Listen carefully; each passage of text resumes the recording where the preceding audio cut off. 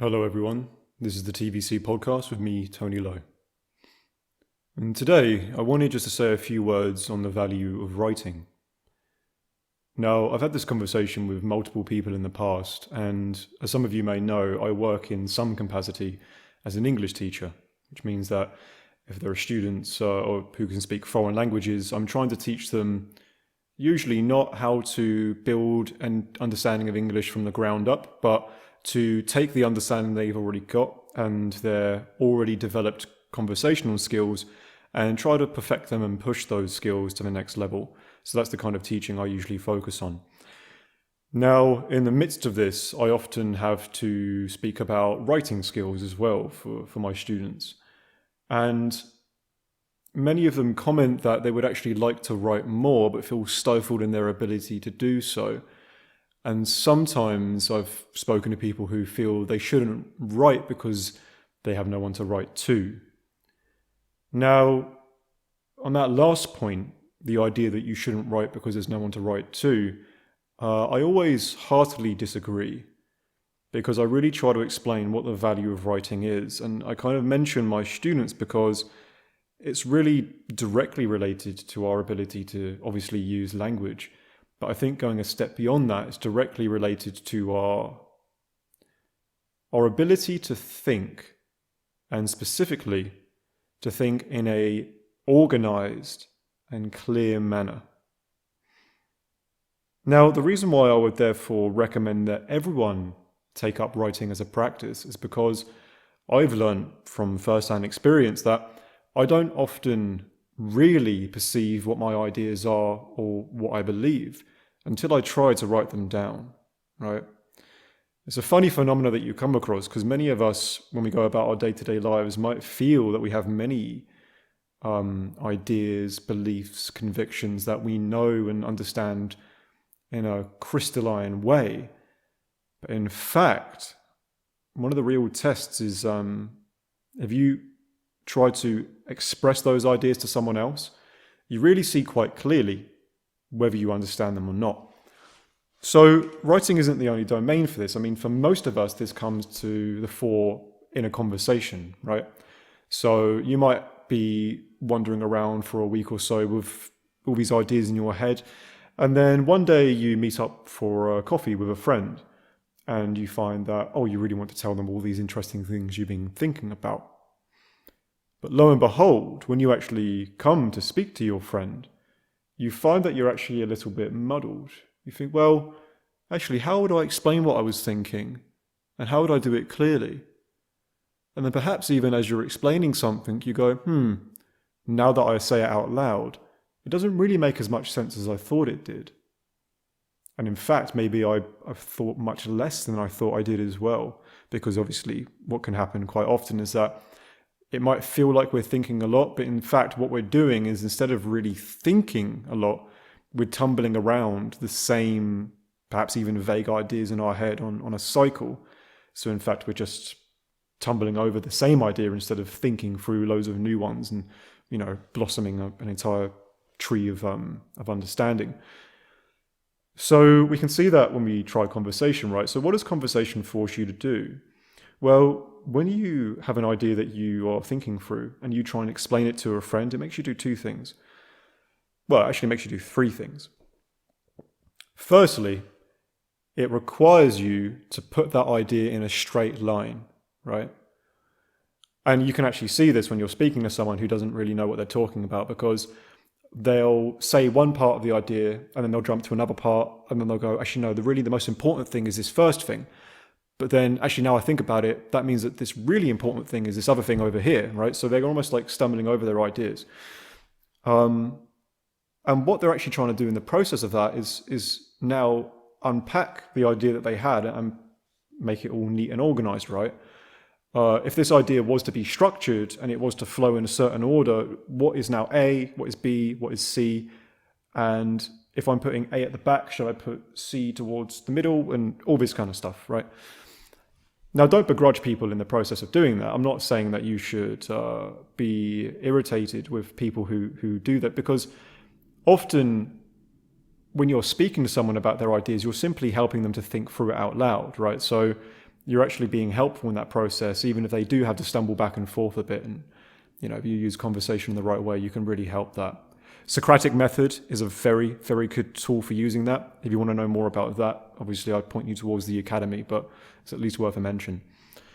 So, yeah, when you are forced to speak about your ideas, you're forced to put your ideas in a straight line and unpack actually what you've said. The second thing that you need to do is you need to communicate your ideas in a way which is relatively simple, because obviously your ideas have to be understood by another human being.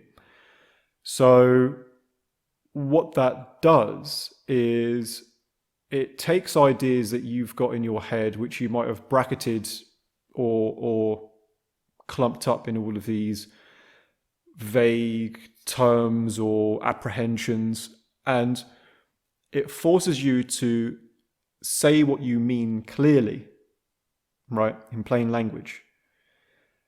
And that achieves what I think is the third thing that speaking your ideas through does, is it makes your ideas clear to yourself, right? Not just the order of your ideas, but the actual ideas themselves become clear to you. Or the faults become clear to you. And I suppose that's arguably the fourth thing that happens, right? One of two things can happen. Either you find the right words to express your ideas to someone else and you clean them all up and you put them in the right order, and therefore you find that this idea that you initially had in utero, this vague idea that you initially had, which was only burgeoning, now becomes fully formed and clear. So that's the first thing that can happen. Or the second thing is that you bring this idea out of its shell and you find that this butterfly has actually got clipped wings. Not sure if that's the best way to express it, but hopefully you know what I mean. You find that this idea that you thought was very clear and very meaningful and perhaps even very true was in fact messy, unstable, broken, and frankly false, right? Now, both of these outcomes can be profoundly important. On the one hand, if you have a true idea that needs to become clear, then it's important because you want to clarify that idea for yourself so that you can use it properly, so that you personally can think about it properly. And indeed, if you're speaking to people, so that you can communicate it clearly to others as well.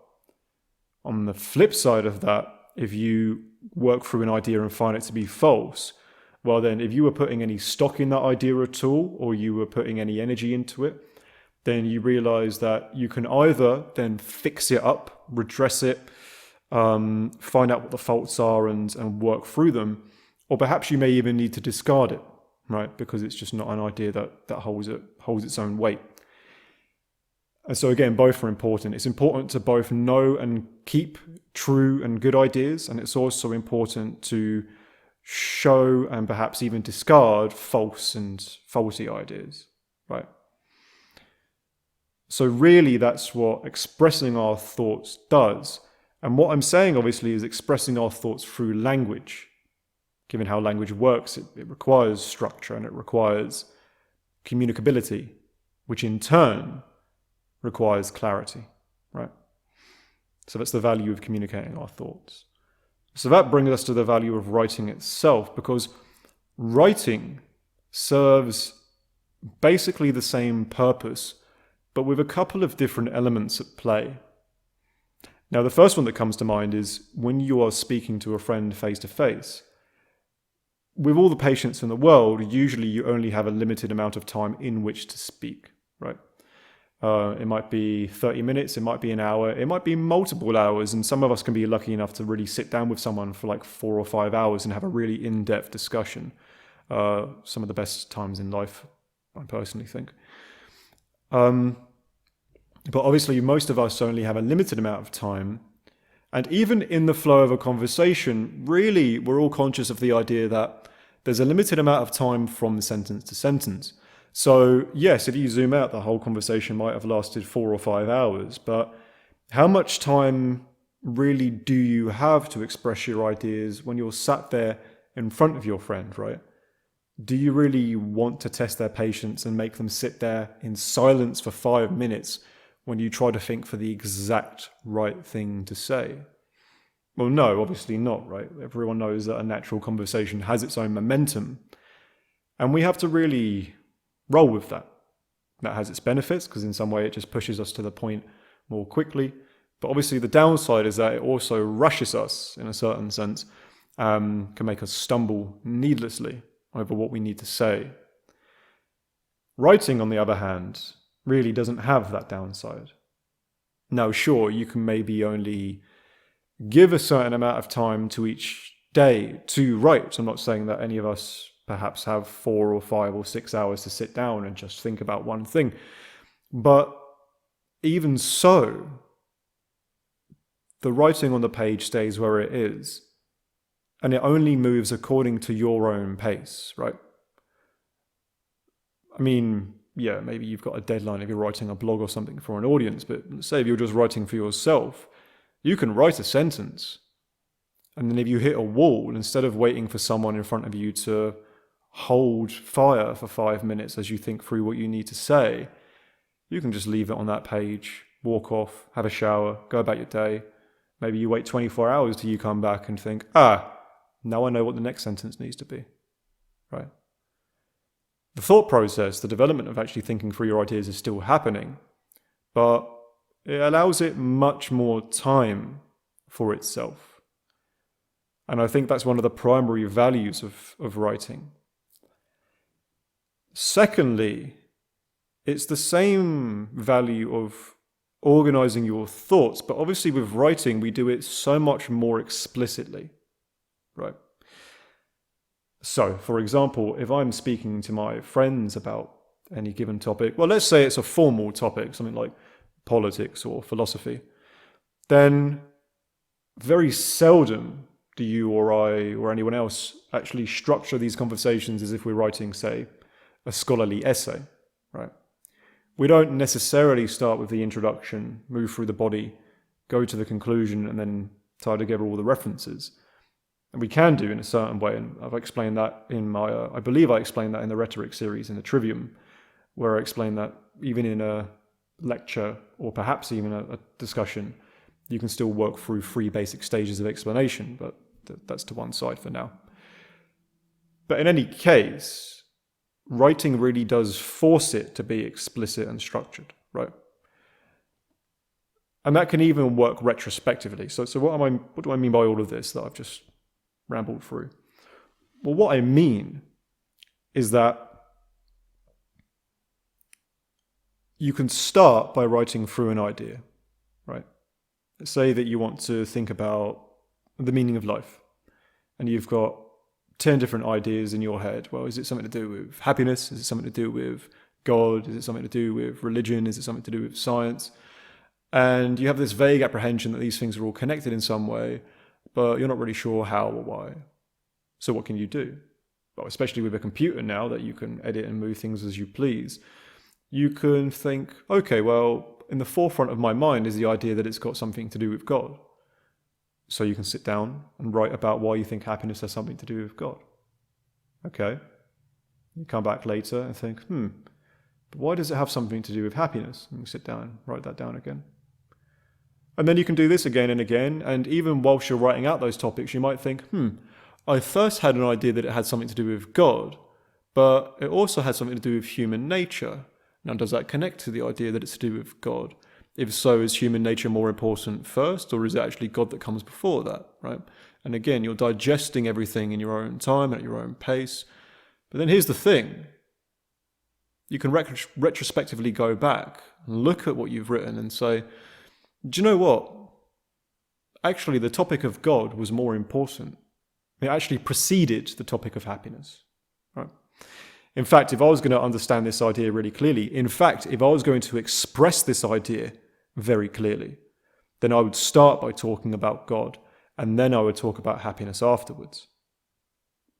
And you can do that, right? So you can then go back and put God before happiness in the scheme of writing. You can then go through the different sentences and look at the syntax and think, okay, so if these ideas are all being strung together, how exactly would they flow neatly, and how exactly would they flow neatly and smoothly in order to be clear? And you'll find that in the process of doing that, when you've neated them out for someone else, and when you've smoothened them up, my apologies, they will actually be neater and smoother in your own mind. Frankly, you will understand your own ideas better. So I attest to that as something which is really useful for people, because I have done that myself. I mean, the best example of that I've worked through is my book, Echoes of Eden, which is a reflection on happiness and hedonism in the Christian life. Now, that book was never actually really intended for an audience. I started off by writing it for myself, but I still chose to structure it as a book because I knew the best way for me to understand these ideas was to organize them in the written form. And so if any of you see, I mean, if I was to write that book again now, I would probably only write the last 2 or 3 chapters, because that's actually where all of the conclusions are and the real hammer stroke of the argument. But I needed to write all of the chapters before it to build up to that point, to unpack all of the ideas that were burgeoning in my mind, lay them out, find out what questions they raised, what problems they presented, and then think through, in writing, how those problems could be addressed and worked through. So that's what the book is. It's a working out of that process. And then by the end, I'd reached my conclusions, and I believe in those conclusions now. Here's the thing, I didn't when I started writing.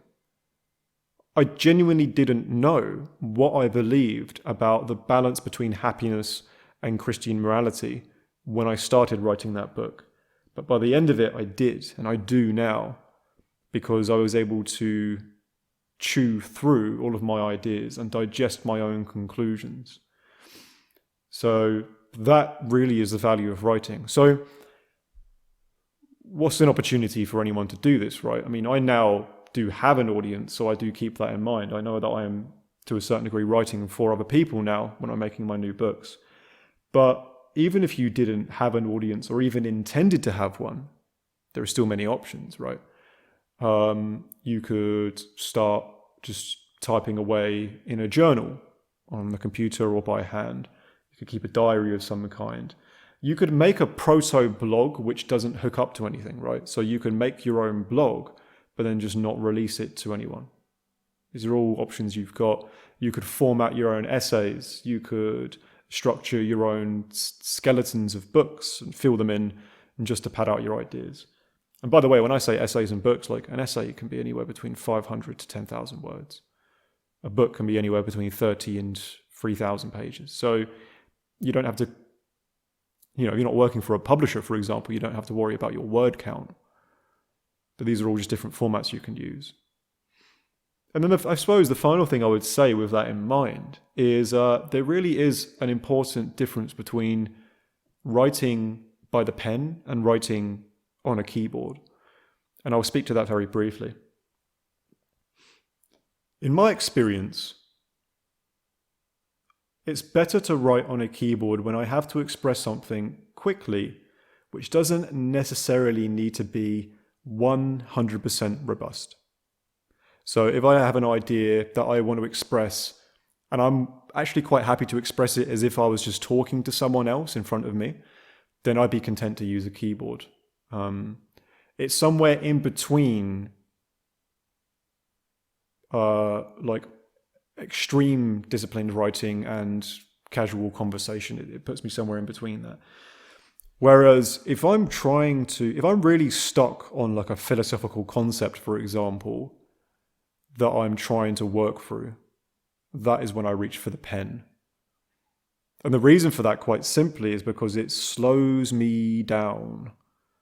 And it also means that I can't just throw my words around too much, because obviously the pen, not even a pencil, but the pen can't be removed. I can cross out and stuff. But I think the main point is that it slows me down. Like when I'm actually putting pen to paper, I'm having to think through every word in the sentence carefully. And I find that the thought process is more careful and gradual whilst the sentence is unpacking itself. I found, for example, when I type, if I'm thinking through a philosophical concept and I type it out, then the sentence has already been typed before I've even really started to think about it. Whereas when I'm writing by hand, it's slow enough that I'm thinking about it at the same pace as I'm writing it, and so the thoughts move to somewhere more solid a bit more carefully. I don't know how that would speak to anyone else's experience, but it was definitely at least worth a mention. Anyway, so yeah, that's why I think writing is valuable. If any of you have got the time to write, especially if you're trying to figure things out, especially if you've got ideas that you want to think through and don't feel like you understand your own thoughts clearly enough, then I would highly recommend taking up writing as a discipline. And also definitely treat it as a discipline. It is a muscle that you can develop, not only in terms of speed, but in terms of structuring, clarity, word choice, progression, the lot of it. I've been writing for some years now, and I can definitely tell that I'm not very much rhetorical with my writing, but just in terms of how easy I find it to write, say, 1,000 words now compared to 5 years ago. Oh yeah, it's much easier, much easier, because I've practiced, and everyone else can practice too. So yeah, that's what I'd recommend, for sure. Anyway, I don't want to now start repeating myself, so I think that's a good place to close up. Thank you again all for your time. If you want to find more of my work, you can go to tonyvclow.com, all one word, TONYVCLOWE.com for my main hub website, which gives links to all of my work, basically. And obviously, if you want to see any of my courses as well, go and check out the TVC Academy. Again, all one word, thetvcacademy.com. God bless you and take care.